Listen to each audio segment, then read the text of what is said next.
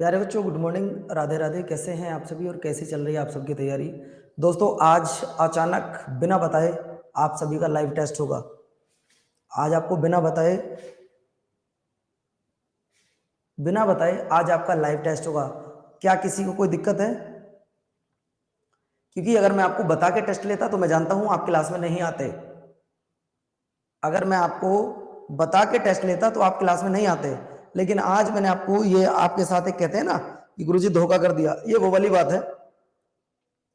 बिना बताए आज आपका टेस्ट है। आपको क्वेश्चन आते हो या नहीं आते हो उससे कोई फर्क नहीं पड़ता। बस ये देख लें कि वास्तविकता ही आप पॉलिटी के बारे में कितना जानते हैं, आपको पॉलिटी आती कितनी है बच्चों। बस ये आपको देखनी है।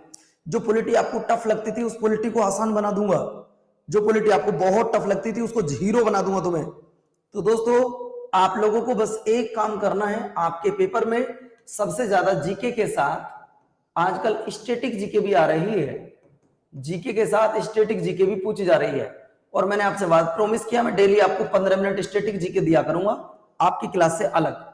चलिए, तो बातचीत कम करते हुए सीधा पहले मुद्दे पर आते हैं। और टेस्ट बच्चों, ये सवाल आपको याद होना चाहिए, ये सवाल आपको पता होना चाहिए। इस सवाल का जवाब क्या आएगा?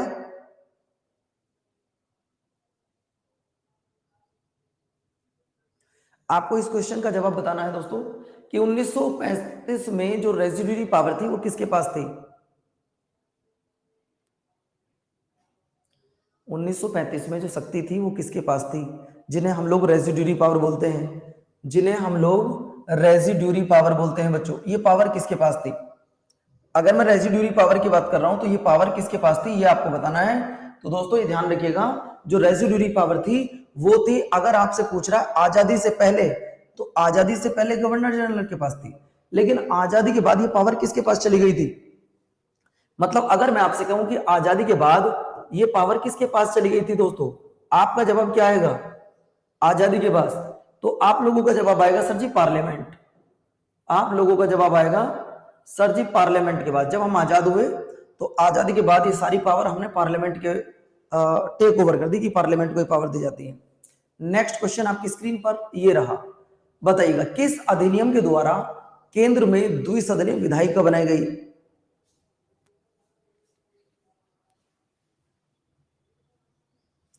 दोस्तों, इस सवाल का जवाब क्या होगा जो आपके सामने लिखा है?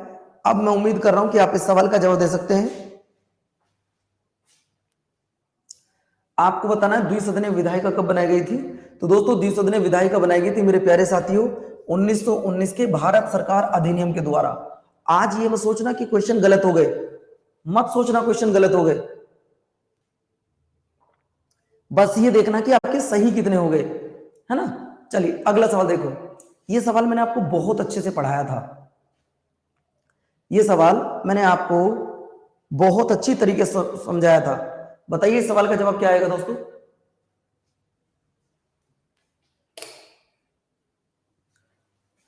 आपको इस सवाल का जवाब देना है, क्या होगा इस सवाल का जवाब?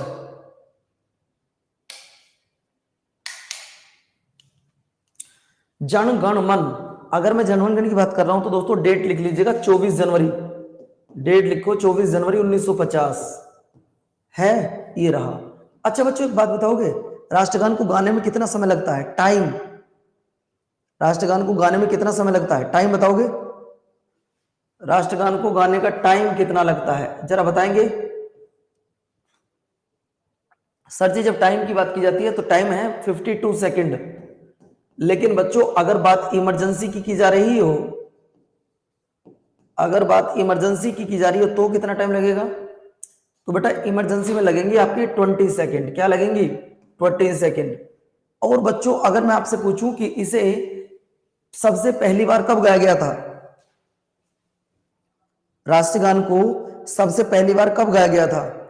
जब राष्ट्रगान की पहली बार की बात की जा रही है, फर्स्ट टाइम राष्ट्रगान को कब गाया गया था, तो दोस्तों ध्यान रखिएगा, फर्स्ट टाइम की जब बात आती है आप लोगों का जवाब आ जाएगा सर जी 1911 में। डेट थी 27 दिसंबर।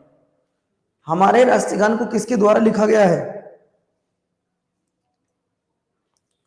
जो राष्ट्रगान है इसे किसके द्वारा लिखा गया है, ये आपने जवाब देना है। दोस्तों अगर राष्ट्रगान की बात की जा रही है तो राष्ट्रगान को रविंद्रनाथ टैगोर के द्वारा लिखा गया है। किसके द्वारा? रविंद्रनाथ टैगोर के द्वारा लिखा गया है। आपको बताना रविंद्रनाथ टैगोर ने कितने देशों का राष्ट्रगान लिखा, मैंने सब कुछ पढ़ाया था आपको। रविंद्रनाथ टैगोर ने कितने देशों का राष्ट्रगान लिखा है ये आपने बताना है। वेल डन बच्चों, वेल डन। रविंद्रनाथ टैगोर जी ने कितने देशों का राष्ट्रगान लिखा है? तो भैया 3 देश हैं। अब तीनों देशों का नाम बताओ।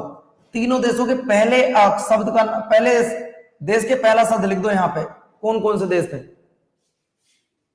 इंडिया तो है, सबने बता दिया इंडिया है। इसके बाद आई के बाद बी यानी कि बांग्लादेश के बाद श्रीलंका। IBS, इंडिया, बांग्लादेश और श्रीलंका, इन 3 देशों का राष्ट्रगान लिखा है। दोस्तों आप सभी जानते हैं कि वर्ल्ड का सबसे बड़ा पुरस्कार कौन सा होता है? वर्ल्ड का सबसे बड़ा पुरस्कार कौन सा होता है? आप जवाब दे सकते हो क्या? वर्ल्ड का सबसे बड़ा पुरस्कार कौन सा है? तो दोस्तों वर्ल्ड का जो सबसे बड़ा प्राइज होता है वो नोबेल प्राइज होता है। अगर मैं नोबेल प्राइज की बात करूं तो दोस्तों नोबेल प्राइज हमारे भारत में सबसे पहले किसको मिला था? एक सवाल पे मैं आपको 50 सवाल बता सकता हूं यहां आज। नोबेल प्राइज जिसकी शुरुआत हुई थी 1901 में, लेकिन हमारे भारत में पहली बार कब दिया गया था? अगर मैं बात कर रहा हूं हमारे भारत में सबसे पहले किसको दिया गया? रविंद्रनाथ टैगोर को। कब? 1913 में। आप लोगों को पता है भारत रत्न में कुछ रुपया नहीं दिया जाता, 0, लेकिन नोबेल प्राइज में आपको 8 करोड़ रुपए दिए जाते हैं। 8 करोड़। दोस्तों अगर कोई भी बच्चा आप में से यहां बैठकर एक सवाल का जवाब दे सके कि भारत में सबसे पहले पुरुष तो रविंद्रनाथ टैगोर थे, प्रथम महिला कौन थी जिन्हें नोबेल प्राइज मिला हो? बताइए बच्चों, प्रथम महिला कौन थी ये आपने बताना है।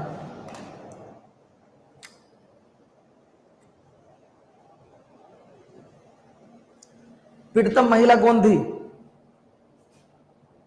जिन बच्चों का जवाब इंदिरा गांधी आ रहा है इसका मतलब आपकी तैयारी बिल्कुल 0 लेवल की है। आपकी तैयारी जो है वो बिल्कुल 0 लेवल की है। बच्चों इंदिरा गांधी को भारत रत्न मिला था, ना कि नोबेल प्राइज मिला। आपका सही जवाब आएगा मदर टेरेसा। आपका सही जवाब आएगा मदर टेरेसा। और कब? गुरुजी 1979 में। तो मतलब प्रथम पुरुष रविंद्रनाथ टैगोर और प्रथम महिला मदर टेरेसा। अब सवाल आता है राष्ट्रगान को इंग्लिश में किस नाम से ट्रांसलेट किया गया था?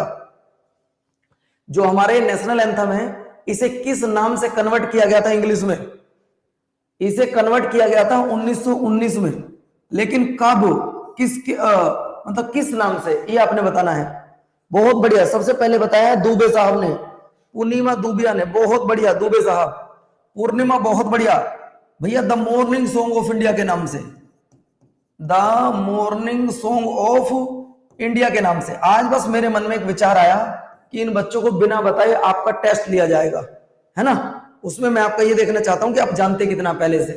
अगला सवाल देखिए, अगला सवाल, हमारे देश के संविधान में भारत को किस किस नाम से जाना गया है?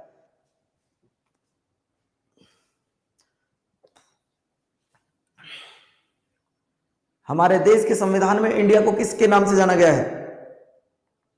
दोस्तों जब मैं आप लोगों को आर्टिकल नंबर 1 पढ़ाऊंगा, आर्टिकल नंबर 1 उसमें साफ साफ लिखा है इंडिया दैट इज भारत। देखिए उसमें लिखा है India that is Bharat shall be a union of state according to the article number 1 and union of state मतलब भारत राज्यों का एक संघ है। जबकि आपको मैं बता दूं इंडिया दैट इज भारत सिर्फ 2 ही नामों की चर्चा की गई है, जबकि भारत के कितने नाम हैं? भारत के नाम कितने हैं? तो नामों की ट्रिक लिख दे रहा हूं मैं यहां पर, भारत के नामों की ट्रिक लिख दे रहा हूं, और वो ट्रिक है बिहार, BIHAR, और बाद में जे। ये नाम है बेटा भारत के, भारत के ये नाम है, ट्रिक मैंने लिख दिया बिहार जे।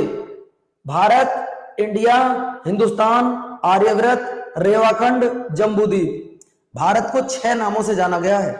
देख लो दोस्तों, भारत, इंडिया, हिंदुस्तान, आर्यव्रत, रेवाखंड, जम्बूद्वीप। आज मैंने आपको बिना बताए टेस्ट लिया है, किसी को कोई प्रॉब्लम तो नहीं है ना? आज आप लोगों का मैं बिना बताए टेस्ट ले रहा हूं, किसी को कोई प्रॉब्लम तो नहीं है? आज आपकी मेंटलिटी देखना चाहता हूं कि कितनी है, आप क्लास के प्रति कितना रुझान रखते हैं, बस ये देखना चाहता हूं। क्यों? अगर मैं आपको बताकर टेस्ट लेता तो आप क्लास में नहीं आते, ये गारंटी है, क्योंकि बच्चा टेस्ट से डरता है, और जो डरता है उसका कभी सिलेक्शन नहीं होता। बच्चों 1975 तक कौन सा शब्द हमारे देश के संविधान में नहीं था?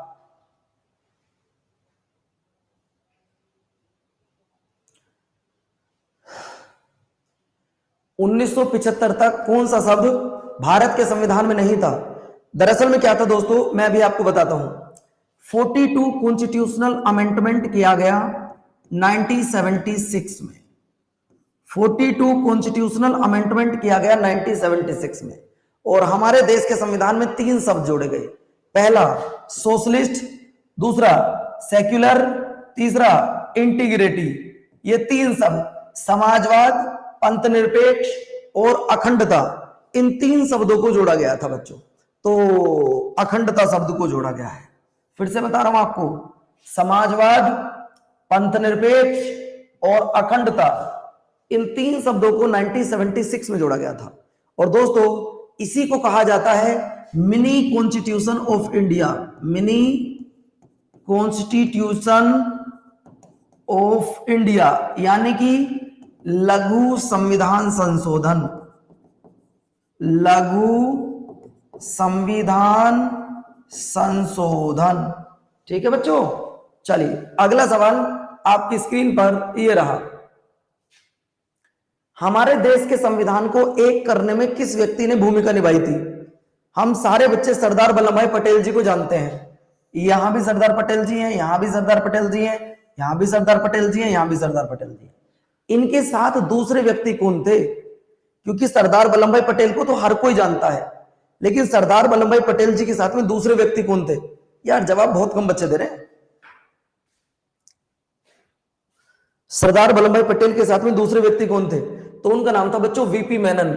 सरदार वल्लभ भाई पटेल और वीपी मेनन साहब, देखिए इनको कोई नहीं जानता। वीपी मेनन साहब, इन दोनों ने मिलकर भारत को एक करने में महत्वपूर्ण भूमिका निभाई थी। कई सारे बच्चे ऐसे जो क्लास छोड़कर घर जा चुके हैं। जाइए खाना खाओ बेटा, सिलेक्शन खाना खाने से नहीं होते। अगला देखिए, छत्तीसगढ़ राज्य की स्थापना कब हुई थी?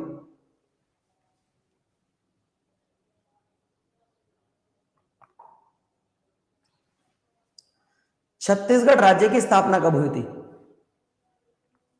तो दोस्तों आज आपको यहां एक बात बताना चाहूंगा जो तुम्हारे लिए जाननी जरूरी है। इस सवाल का आंसर तो आपका हो जाएगा 1 नवंबर। मैं आपके लिए एक विशेष बात बताना चाहूंगा।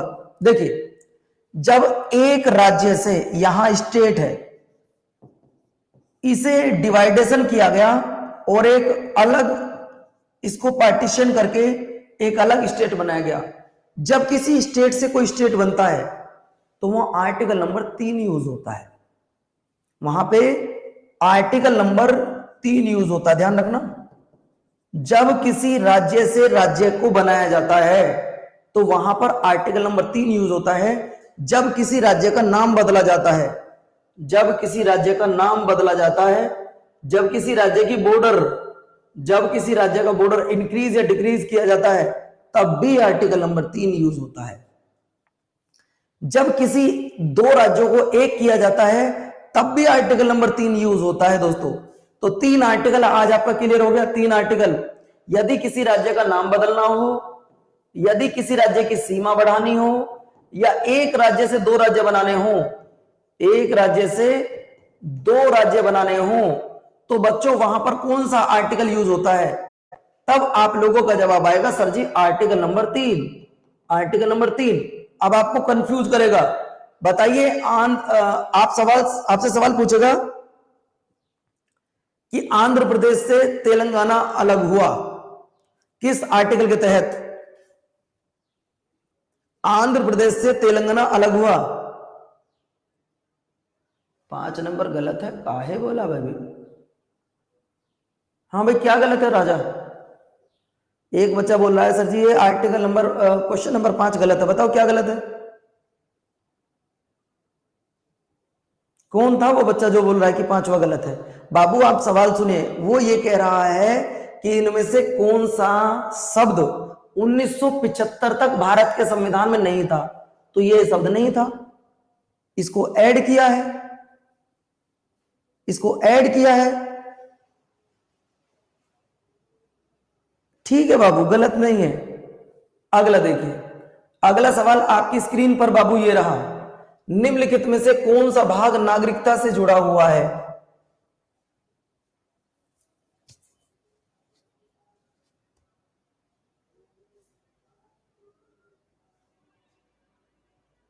देखिए बच्चों, अगर मैं नागरिकता की बात करता हूं तो नागरिकता दो प्रकार की होती है। वैसे कल की क्लास का टॉपिक नागरिकता ही है, मैं आपको कल बताऊंगा नागरिकता क्या होती है, लेकिन वैसे फिर भी आपको बता दूं, नागरिकता दो प्रकार की होती है। एक होती है सिंगल, एक होती है डबल। सिंगल और डबल में क्या फर्क होता है आप जानते हैं? वैसे डबल लिखा नहीं आता, ड्यूल लिखा आता है हमेशा। लेकिन इन दोनों में डिफरेंस क्या होता है? डिफरेंस ये होता है बच्चों, एक देश की नागरिकता, सिंगल सिटीजनशिप। अगर कोई आपसे पूछे कि आप कहां के नागरिक हैं, तो आप लोगों का एक जवाब आएगा कि I am the citizen of the Indian, मैं भारत देश का नागरिक हूं, है ना, मैं भारत देश का नागरिक हूं। लेकिन बच्चों, अगर आप अमेरिका के किसी व्यक्ति से पूछते हैं तो पहले वो राज्य की नागरिकता बताता है, उसके बाद देश की नागरिकता बताता है। लेकिन हमारे यहां पर सिर्फ आपको एक कंट्री की नागरिकता मिलेगी, देश की नागरिकता। अब आप एक बात बताओ, अगर आपकी माइंड कैपेसिटी अच्छी है तो मैंने आपको सवाल कराया था कि एकल नागरिकता को किस देश के संविधान से लिया गया है, ये आपने बताना है। एकल नागरिकता को किस देश के संविधान से लिया गया है, मतलब सिंगल सिटीजनशिप कहां से ली गई है? तो बच्चों आपको बहुत अच्छे से बताई थी कि सर ब्रिटेन के संविधान से, या इंग्लैंड जिसको आप बोलते हैं, वहां से ली गई थी। और पार्ट नंबर टू है ना, नागरिकता में कल आपको बहुत अच्छे से पढ़ाऊंगा। अगला देखो, अगला सवाल आता है, भारतीय संविधान नागरिकता प्रदान करता है, आपको नागरिकता कैसे मिल सकती है भारत की? अगर आप किसी अदर कंट्री के नागरिक हैं और भारत की नागरिकता लेना चाहते हैं तो आपको भारत की नागरिकता मिलेगी कैसे, ये आपको बताना है। आपको भारत की नागरिकता मिलेगी कैसे बच्चों, ये आपने बताना है।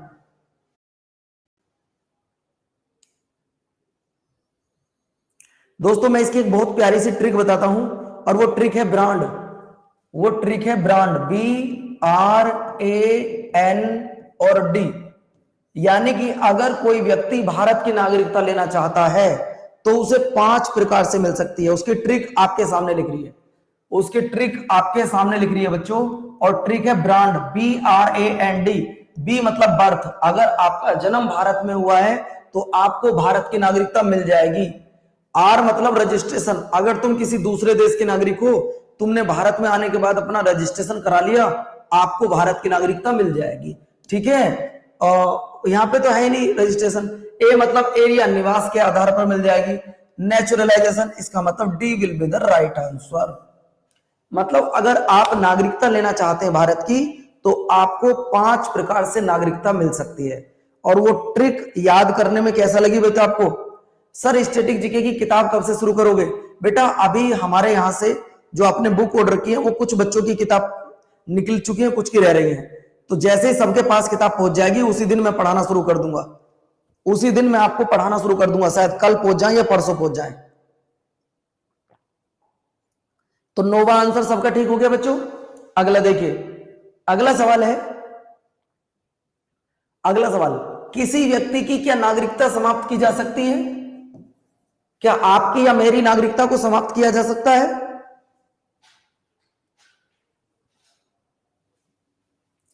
क्या आपकी या मेरी नागरिकता को समाप्त किया जा सकता है? बिल्कुल। एक तो नागरिकता परित्याग, मतलब खुद छोड़ देने पर, अगर आपने खुद ही छोड़ दी। प्रियवसन करने पर, आप छोड़ दिया। वंचित किए जाने पर, जब सरकार ही आपसे छीन ले, जैसे मान लो आप देशद्रोह कर रहे हैं या आपने कोई फर्जीवाड़ा कर दिया, तो आपकी नागरिकता को खत्म किया जा सकता है। अच्छा एक सवाल पूछूं, क्या कोई भारतीय नागरिकता अपनी नागरिकता छोड़ के जा सकता है? बताइए जरा, क्या आपको यह अधिकार है कि आप अपनी नागरिकता को छोड़ सकते हैं? क्या आपको यह पावर है बच्चों? क्या आपको यह पावर है कि आप अपनी नागरिकता छोड़ सकते हैं? तो बच्चों इस सवाल का जवाब आएगा यस। 2021 में 1,63,000 लोगों ने नागरिकता छोड़ी थी। ये 2021 का आंकड़ा है। ठीक है, चलिए अगला सवाल देखिए बेटा। ब्रांड बताओ, कल का टॉपिक नागरिकता है, जो नेक्स्ट टॉपिक होगा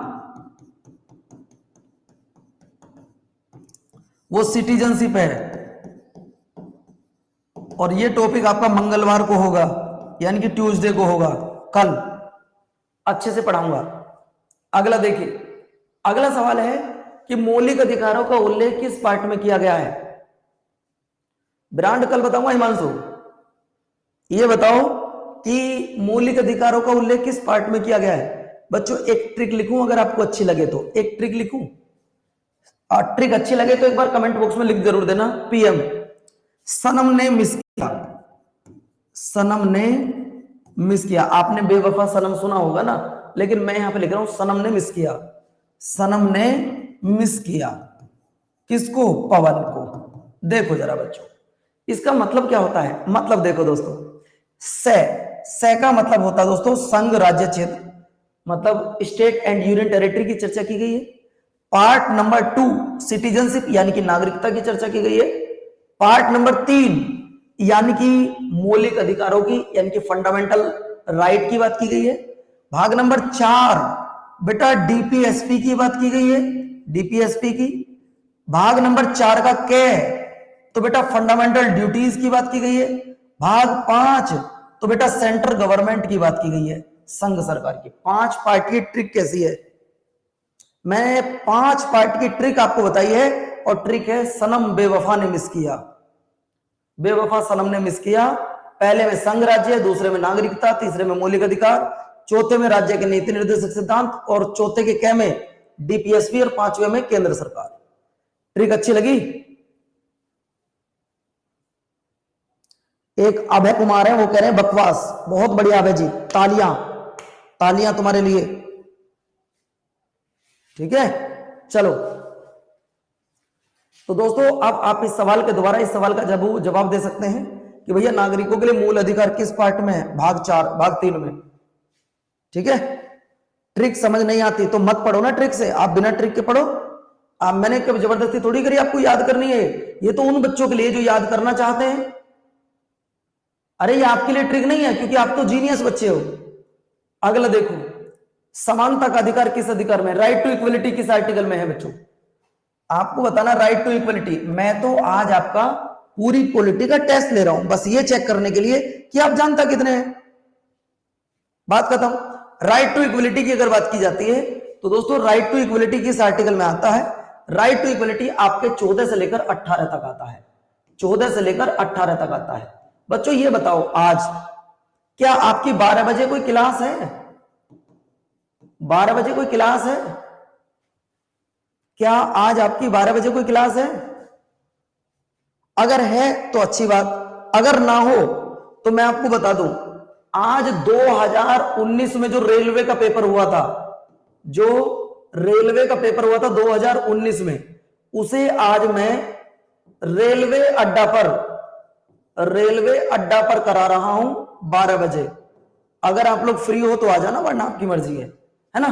चलिए दोस्तों एक बात बताओ, हमारे देश में जितने भी आर्टिकल हैं क्या वो भारतीयों को और विदेशियों को दोनों को मिलते हैं?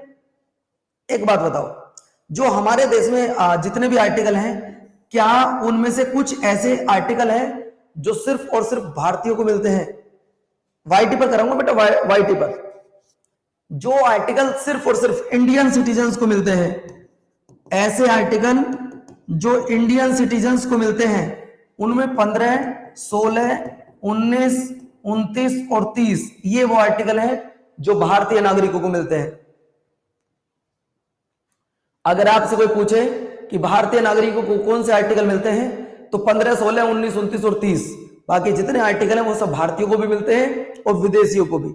अगर मैं आपसे पूछूं कि आर्टिकल नंबर 14 क्या भारतीयों और विदेशियों दोनों को मिलता है, तो आपका जवाब क्या आएगा? अगर मैं आपसे पूछूं कि आर्टिकल नंबर 14 क्या भारत और विदेशी दोनों को मिलता है, तो आपका जवाब आएगा यस, क्योंकि ये भारतीयों को भी और विदेशियों को दोनों को। लेकिन अगर मैं आपसे पूछूं कि आर्टिकल नंबर 16 क्या ये भारत और विदेशी दोनों को मिलता है, आप बताइएगा, क्या ये आर्टिकल भारत और विदेशी दोनों को मिलता है? आप कहोगे नहीं। ऐसा इसमें क्या है भाई? नौकरियों में अवसर की समानता। अब एक बात बताओ, तुम आरपीएफ की वैकेंसी निकली है, तुम फॉर्म भर रहे हो, कोई अमेरिका से आके क्या फॉर्म भर सकता है इसका? आप बताओ भाई। तुमने आरपीएफ की वैकेंसी है, ये फॉर्म भरा, क्या अमेरिका का कोई व्यक्ति आके फॉर्म भर देगा? हाँ भर सकता है, उसे पहले भारत की नागरिकता लेनी पड़ेगी, और जब भारत की नागरिकता उसने ले ली फिर तो वो भारत का है, फिर तो जो राइट आपके पास है वही उस व्यक्ति के पास होंगे। बस ये ध्यान रखिएगा। आर्टिकल भी करवाऊंगा, परेशान मत हो। चलो अगला सवाल देखिए, इनमें से कौन सा गलत है? जवाब देना बच्चों।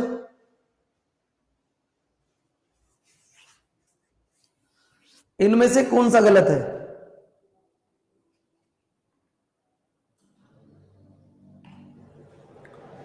इनमें से कौन सा गलत है?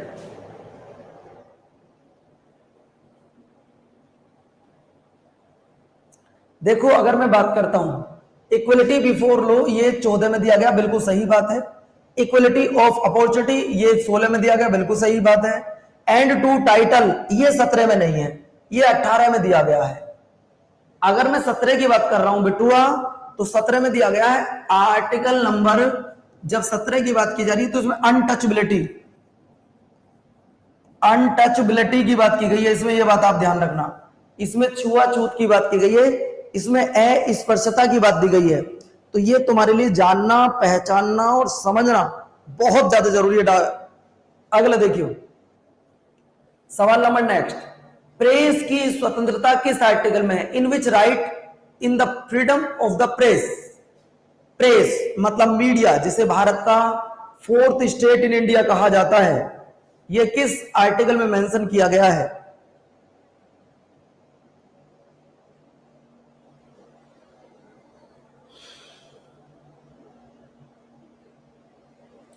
तब दोस्तों इस बात का ध्यान रखना, विधियों के समान संरक्षण, इसका तो कोई मतलब ही नहीं होता, इसका तो कोई मतलब ही नहीं है। फ्रीडम ऑफ स्पीच, आपने देखा हो कि जो न्यूज़पेपर वाले होते हैं वो, अगर आप प्रधानमंत्री भी हैं, राष्ट्रपति भी हैं, तो भी माइक लेके आपके पास पहुंच जाते हैं, बताओ सर कल आपने क्या खाया था, और आपको वहां बताना पड़ेगा अगर किसी मीडिया रिपोर्टर ने बात आपसे पूछ ली है तो।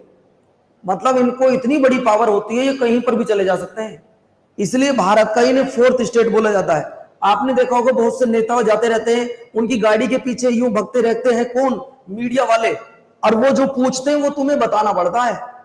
ये इंडिया का 4th पिलर है, समझ रहे हो ना? कौन सा बेटा? 4th पिलर है।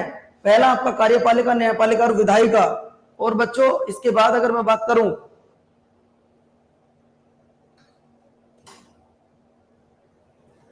इसके बाद अगर मैं बात करता हूं तो आपका आंसर आ जाएगा बिल्कुल करेक्ट, बिल्कुल करेक्ट। अगला देखिए, सर ऐसा क्यों है? ऐसा इसलिए 4th स्टेट है बेटा ये। अगला देखो, किसी भी व्यक्ति को आप अपने खिलाफ गवाही देने के लिए बाध्य नहीं कर सकते, ये किस आर्टिकल में है? किसी भी व्यक्ति को, वो अपराधी है या नहीं, लेकिन आप उसे पकड़कर अपने खिलाफ गवाही देने के लिए बाध्य नहीं कर सकते। आप उसे गवाही, देखिए जो बच्चा इनमें से आर्टिकल बता रहा है 21, वो बिल्कुल गलत है, 21 वाले बिल्कुल गलत है। इसमें तो राइट टू लाइफ है, ये तो हो ही नहीं सकता, मतलब जीने का अधिकार है। जो 22 बता रहे हैं इसमें निवारक निरोध है, ये भी नहीं हो सकता। अब बचा ए या सी, ए या डी, क्या आंसर आएगा?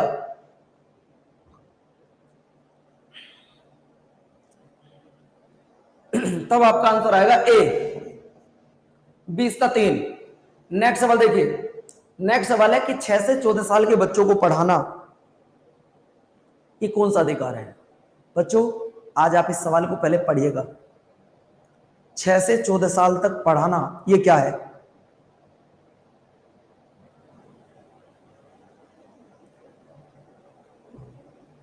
दोस्तों मैं 3 बात आपसे पूछूंगा, मेरी बात गलत लगे तो मुझे बता जरूर देना कि हाँ गुरुजी ऐसा नहीं है, आप गलत कह रहे हैं।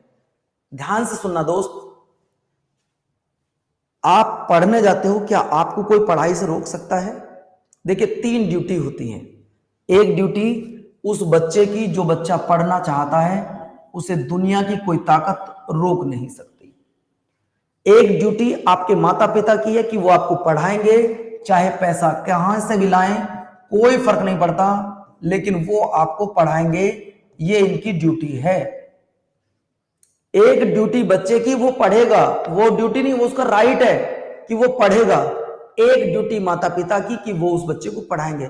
आप सच बताओ कि आपके पिता क्या मजदूरी भी करते हैं, लेकिन बच्चों अगर तुमने कभी 1000 रुपए मांगे, क्या तुम्हें 1000 रुपए के लिए मना किया माता पिता ने? सच बताना ईमानदारी से। एक दो बच्चा ऐसा जरूर होगा जो आपके माता पिता किसान होंगे या मजदूर होंगे और उन पे पैसा नहीं है, लेकिन आप उनसे कहते हो नहीं पापा मेरे को फीस आज ही जमा करनी है, तो बच्चों वो आपको फीस ला कर देते हैं, चाहे कुछ भी बेचें कुछ भी करें, लेकिन आपको कभी कॉलेज से नहीं रोकते हैं, स्कूल से नहीं रोकते हैं। एक ड्यूटी होती है उस स्टेट गवर्नमेंट की जिसमें आप रह रहे हैं कि वो अपने यहां लिटरेसी रेट बढ़ाने के लिए कुछ काम करे। अब दोस्तों सच बताना ईमानदारी से, क्या आपको राज्य सरकार फ्री नहीं पढ़ाती है 6 से 8 तक? यानी कि जो नर्स आपको फ्री नहीं पढ़ा रही है, तो मतलब एक राइट इस बच्चे का कि वो बच्चा पढ़ेगा, एक ड्यूटी माता पिता की कि वो इसे पढ़ाएंगे, एक ड्यूटी बच्चों स्टेट गवर्नमेंट की कि वो इसे पढ़ाएंगे। लेकिन ये ओरिजिनल कॉन्स्टिट्यूशन में नहीं था, ये ओरिजिनल कॉन्स्टिट्यूशन में नहीं था। इसे बच्चों कब ऐड किया गया? इसे 86वां संविधान संशोधन करके सन 2002 में भारत के संविधान में ऐड किया गया और इसको मौलिक अधिकार बना दिया गया। इसको क्या कर दिया गया बच्चों? मौलिक अधिकार। और यह सवाल एमटीएस की परीक्षा में पूछा गया है, यह सवाल एमटीएस की परीक्षा में पूछा गया है बच्चों। अब आप खुद ही बताओ, अगर सवाल पेपर में पूछे जा रहे हैं तो फिर उनको डिटेल में पढ़ाना चाहिए या नहीं पढ़ाना चाहिए? बच्चों एक राइट आपका, एक माता पिता का और एक राज्य सरकार का। क्या आपको यूपी गवर्नमेंट फ्री नहीं पढ़ा रही है? जो बच्चे 6 से 14 साल के हैं उनको फ्री नहीं पढ़ा रही है? तो बच्चों इसलिए अगर ये सवाल आए तो मैं डिटेल में इसलिए इनको पढ़ा के चल रहा हूं। अगला देखिए, अगला सवाल, किसी धर्म के संवर्धन के लिए करों के भुगतान की अनिवार्यता से मुक्ति की गारंटी। मैं जानता हूं इस सवाल का जवाब आप शायद नहीं दे पाओगे, लेकिन हम कोशिश करेंगे। बच्चों आप जरा रुक जाओ, कोई बच्चा जवाब नहीं देगा, पहले समझिएगा, कोई बच्चा जवाब नहीं देगा, आप समझिएगा दोस्तों। यहां पे एक वर्ड लिखा है राइट टू रिलीजन की। अगर मैं बात करता हूं, अगर मैं बात कर रहा हूं मेरे प्यारे साथियों, राइट टू रिलीजन, धर्म का अधिकार। बच्चों आज आपसे सवाल पूछूंगा, आपको यस या नो में जवाब देने हैं। क्या कोई व्यक्ति अपनी मर्जी से धर्म परिवर्तन कर सकता है? आप बताइएगा, क्या कोई व्यक्ति अपनी मर्जी से धर्म परिवर्तन कर सकता है? यस या नो में जवाब दो।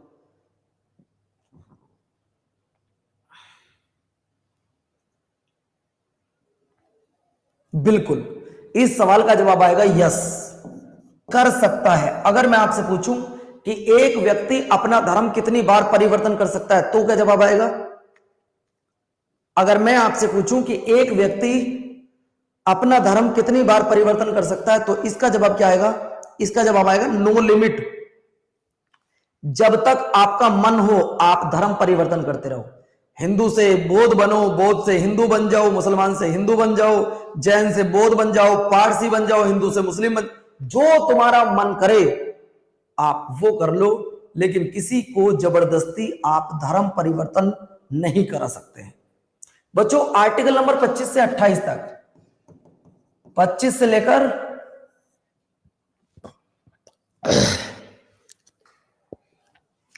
25 से लेकर 28 तक इसकी चर्चा की गई है। ध्यान रखना, आपको बता दूं धर्म का अधिकार कैसा अधिकार है। ऑप्शन ध्यान से सुनना, धार्मिक अधिकार है,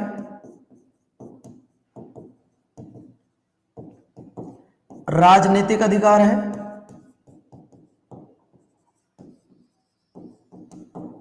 फार्मिक अधिकार है, या ए बी दोनों। इस सवाल का जवाब कौन बच्चा दे सकता है? धर्म का अधिकार कैसा अधिकार है? आप लोगों को जवाब देना है कि धर्म का अधिकार कैसा अधिकार है। ऑप्शन आपके सामने रखे हैं, जवाब दीजिएगा। तो बच्चों धर्म का अधिकार कैसा अधिकार है, ये आपको जवाब देना है। मैं आपके आंसर का वेट कर रहा हूं, मैं आपके आंसर का वेट कर रहा हूं। बताओ बच्चों,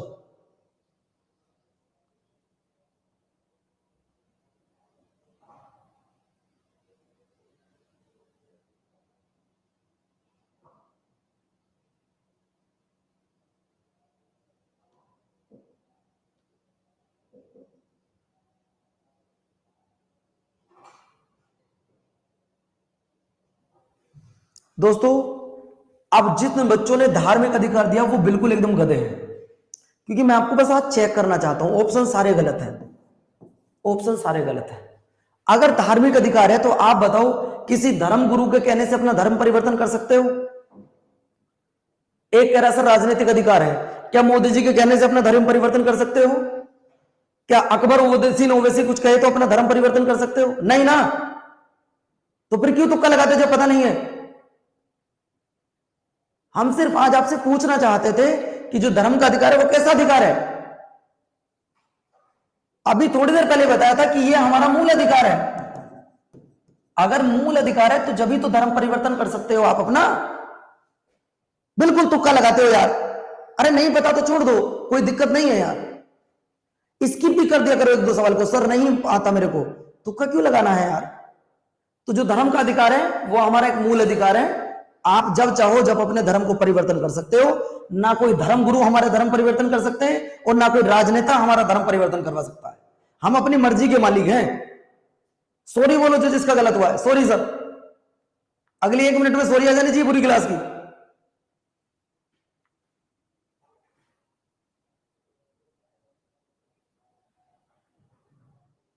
चलो दोस्तों, तो आज के बाद तुम्हारा ये सवाल कभी गलत नहीं होगा।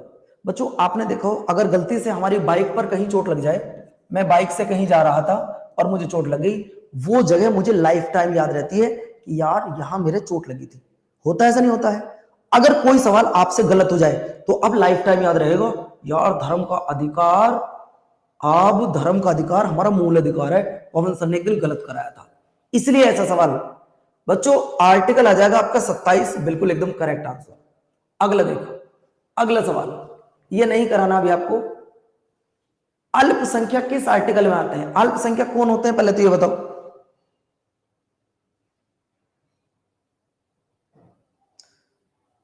बोलो भैया, अल्पसंख्यक कौन होते हैं? माइनॉरिटीज। भाई जिनकी पॉपुलेशन कम होती है, जिनकी पॉपुलेशन कम होती है वो माइनॉरिटीज में आते हैं। और भारत में हिंदू धर्म को छोड़कर जितने भी धर्म हैं वो सब अल्पसंख्यक में आते हैं। भारत में हिंदू धर्म को छोड़कर जितने भी धर्म हैं वो सब अल्पसंख्यक में आते हैं, ये आपको याद रखना होगा। ठीक है बाबू। और एक चीज और ध्यान रखना, ये 2 आर्टिकल में मेंशन किए गए हैं, 29 और 30। 29 और 30 देखिए, ये अल्पसंख्यक कहीं कहीं बहुसंख्यक हो जाते हैं। जैसे जब आप पंजाब में जाओगे तो पंजाब में सिख अल्पसंख्यक नहीं है। इंग्लिश में मौलिक अधिकारों को क्या कहते हैं? इंग्लिश में मौलिक अधिकारों को फंडामेंटल राइट बोलते हैं। ठीक है भैया। चलो अगला सवाल, सवाल नंबर नेक्स्ट। मंडल आयोग ने अपनी रिपोर्ट को किस वर्ष प्रस्तुत किया था? आज आपको जांचा जा रहा है, परखा जा रहा है कि आप कितना जानते हैं।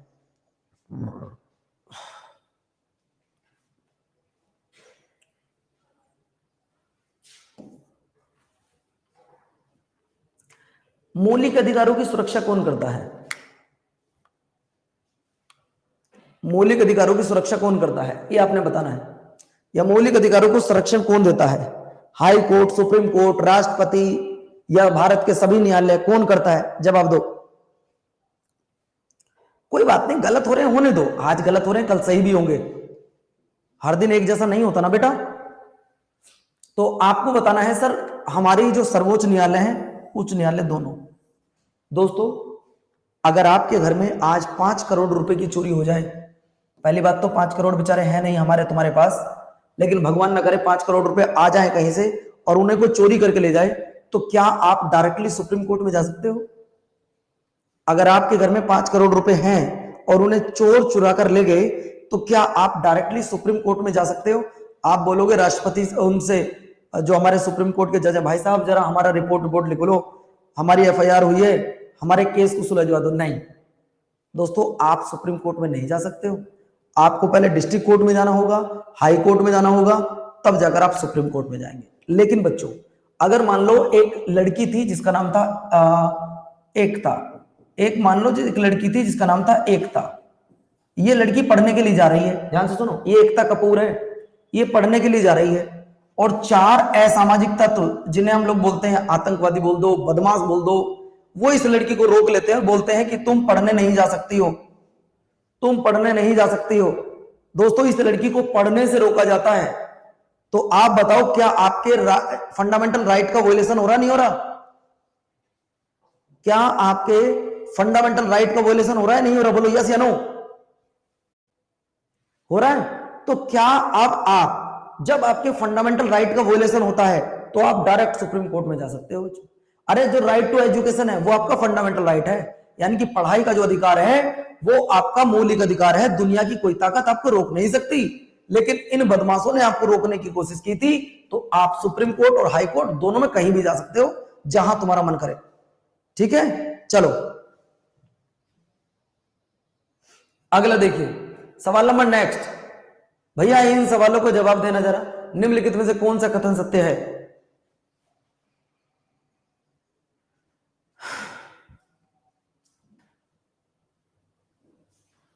कौन सा कथन सत्य है ये आपने बताना है।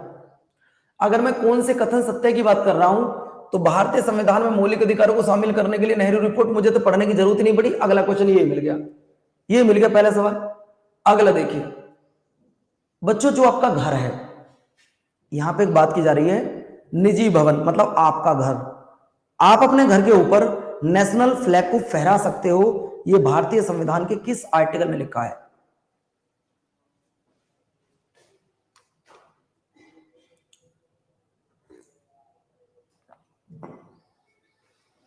ये भारतीय संविधान के किस आर्टिकल में लिखा है? बच्चों ये लिखा है 21 के 19 के ए में। अच्छा एक बात बताओ, आप सारे बच्चों को अपनी पसंद की लड़की से शादी करने का अधिकार है, आप सारी लड़कियों को अपने पसंद के लड़के से शादी करने का अधिकार है, ये किस आर्टिकल में लिखा है? आप सारे लड़कों को अपनी पसंद की लड़की से शादी करने का अधिकार है। अब ऐसा मत कर देना कभी आज ही घर पहुंच जाओ और घर पहुंचने के बाद अपने पापा से बोलो पापा चलो मेरी कैटरीना से शादी करवाओ। पापा बोलेंगे क्यों? यूं पवन भैया ने पढ़ाया है, वो कह रहे थे जिससे तुम प्यार करते हो तुमसे शादी करेगी। अरे भैया वो भी तो तुमसे प्यार करती हो, वरना तो तुम्हारी तो रोज फरमाइश बदलेंगी। आज पापा कैटरीना से, कल को करीना से, परसों किसी और से, फिर किसी और से, है ना। तो वो आर्टिकल नंबर 21 में लिखा है, आर्टिकल नंबर 21 में कि आपको मनपसंद महिला से शादी करने का अधिकार है। ठीक है, उसकी हो चुकी है, कोई बात नहीं, तुम फिर भी ऐसी जगह जा रहे हो या क्या कर सकते हैं। निम्नलिखित में से कौन सा अनुच्छेद यह बताता है कि डीपीएसपी को लेकर आप कोर्ट में नहीं जा सकते? भाई साहब पापा आपको पहले तो पीटेंगे और फिर बाद में कहेंगे ये पवन मास्टर कौन है, मेरी बात करवा जरा एक बार। ज्योति त्यागी कह रही है मेरी तो हो गई। चलो ठीक है गुड़िया, कॉन्ग्रेचुलेशन, बेस्ट ऑफ लक आगामी जीवन के लिए, खुश रहिए आप हमेशा। आपको बताना है कि कौन सा अनुच्छेद ऐसा है जो डीपीएसपी को लागू करवाने के लिए रोकता है। तो बच्चों वो 37 है। डीपीएसपी को किस देश के संविधान से लिया गया है?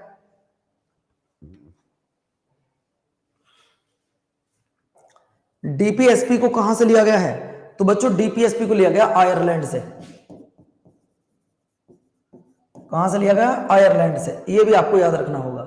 अगला देखिए, अगला सवाल, समान नागरिक संहिता भारत के किस राज्य में लागू है? In which state is the uniform civil code applicable?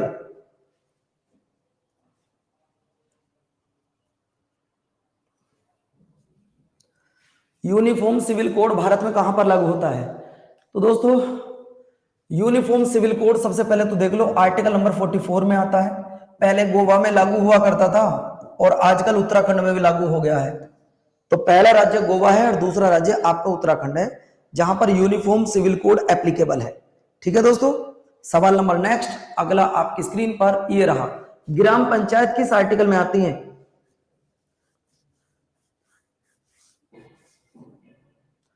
ग्राम पंचायत किस बेटा अपना स्कोर भी बताना, ये 30 क्वेश्चन है, अपना स्कोर भी बताना बाद में कितना रहा। अगर मैं ग्राम पंचायत की बात करता हूं तो बाबू ग्राम पंचायत आपके आर्टिकल नंबर 40 में है। भारत में पहली ग्राम पंचायत कब बनी थी और कहां पर बनी थी?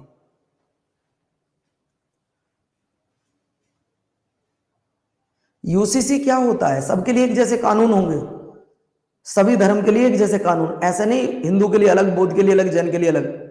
दोस्तों भारत में सबसे पहले जो ग्राम पंचायत बनी थी वो 2 अक्टूबर 1959 को राजस्थान के नागौर में बनी थी। कहां पर बनी थी बच्चों?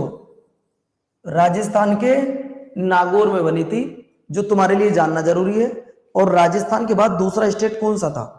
अगर पहला स्टेट राजस्थान था तो दूसरा स्टेट कौन सा है, ये आपने बताना है। अगर पहला स्टेट राजस्थान है तो दूसरा स्टेट कौन सा है? दूसरा स्टेट है आपका आंध्र प्रदेश। दूसरा स्टेट है आपका आंध्र प्रदेश। यह भी आपने याद रखना है। अगला सवाल आपकी स्क्रीन पर यह रहा, निम्नलिखित में से कौन सा गांधीवादी विचारधारा पर आधारित नहीं है? इस सवाल का जवाब आप दे सकते हो। इस सवाल का जवाब आप दे सकते हो बहुत प्यार से। मैं हट गया हूं साइड से, आपको 25 सेकंड का समय है।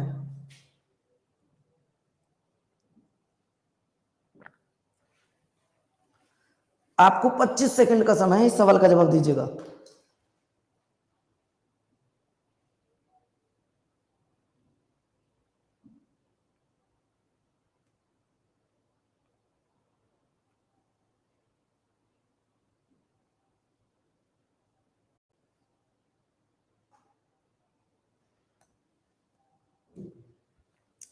दोस्तों अभी मैंने आपको बताया, देखिए ये वाला जो पॉइंट है, ये वाला जो पॉइंट है, इसको जोड़ा गया 2002 में।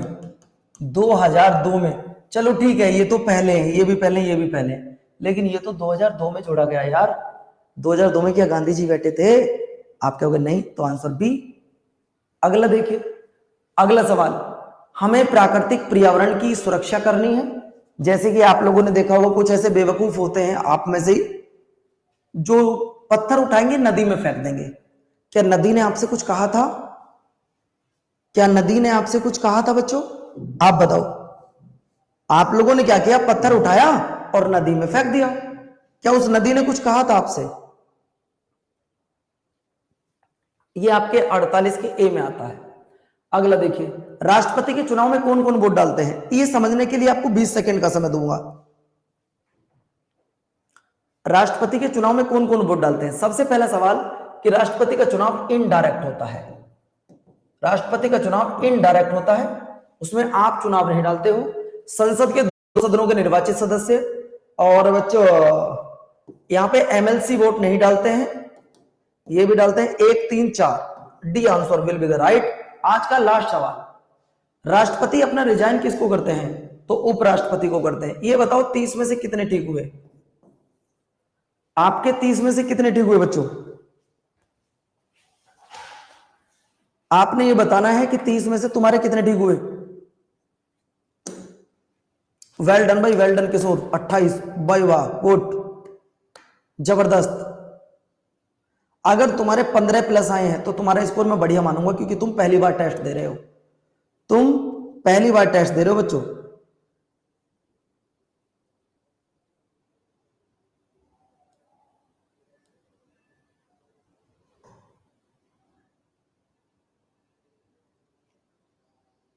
बच्चों अब मैंने अभी आपको बताया है 30 में से 40 हैं। बहुत बढ़िया बेटे, बहुत बढ़िया। 10 तुम्हारी राइटिंग के आए होंगे एक्स्ट्रा, ठीक है। तो आपको स्टैटिक जीके 1 या 2 दिन में पढ़ाने में स्टार्ट कर दूंगा, ये भी ध्यान से सुन लो। जो आपकी स्टैटिक जीके है वो मैं आपकी 1 या 2 दिन में पढ़ाना शुरू कर दूंगा, ये ध्यान रखना।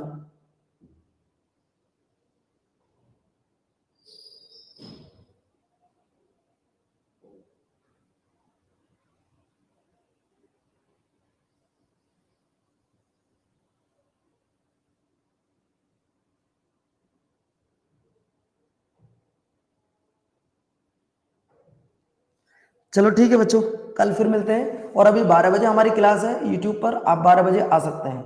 ठीक है बच्चों, बाय बाय। 12 बजे यूट्यूब पे क्लास है बच्चों। और बच्चों ये वाली किताब है जो आप सबके पास पहुंचनी चाहिए, ये वाली किताब है जो आप सबके पास होगी, इसे ऑर्डर कर लो जिसने ना करी हो। कूपन कोड लगा लेना Y367S। कूपन कोड ये लिखा बेटा Y367S, ठीक है। इसे लगा के आप जुड़ सकते हैं अपनी तैयारी में। कूपन कोड लिख लो एक बार जरा सारे बच्चे, Y367S। मैं पढ़ाना शुरू कर दूंगा इसको 3-4 दिन बाद, ठीक है। Bye bye.